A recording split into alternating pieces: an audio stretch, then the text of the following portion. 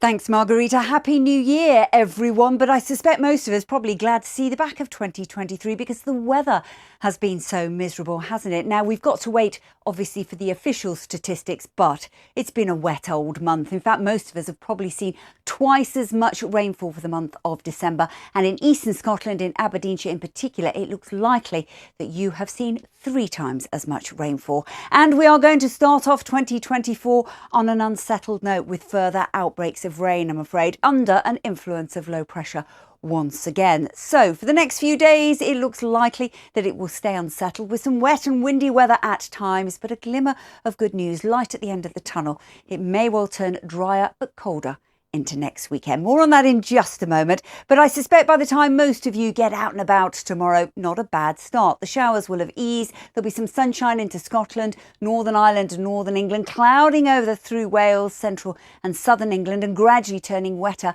and windier, certainly by the end of the day. Here we'll keep temperatures around 10 or 11 degrees, but from Liverpool towards Lincolnshire north, well, we've got that sunshine, a little bit cooler. 4 to 8 Celsius. But if you have been visiting friends and family to see in the new year, it's worth bearing in mind across England and Wales, there'll be a spell of very heavy rain and windy conditions by the end of New Year's Day into the early hours of Tuesday. That will sweep its way steadily eastwards, but then it's going to be replaced by another frontal system bringing more heavy rain into the south. So we start off on Tuesday with some rain into Scotland, wintry flakes to higher ground here, a window of finer weather behind before the next spell of wet weather arrives. Now, this could be just a little bit further north or south, but certainly along the southern flank of that rain, we could see gusts of winds inland close to 50 miles an hour, and that could have some implications. So keep watching the forecast on Tuesday.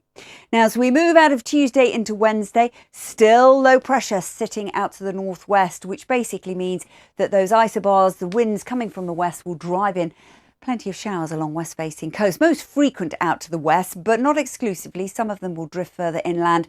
And once again, Aberdeenshire, maybe up into the Northern Isles, will see a spell of more wetter, persistent rain through the day. Highs again, generally of between 7 and 11 degrees. Now, as we move out of Wednesday into Thursday, the sunny spells and scattered showers theme set to continue. And again, highs up to 11 Celsius. But look at this.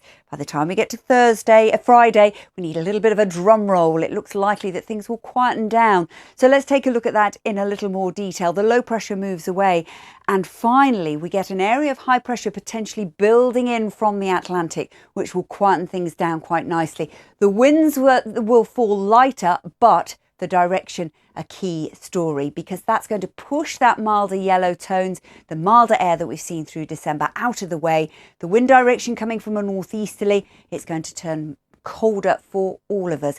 And that's certainly on those exposed east coast. Very noticeable indeed. So as we head into next weekend, yes, drier but colder. Sunshine by day will lead to some frosts overnight, but you've got to factor in the biting northeasterly winds.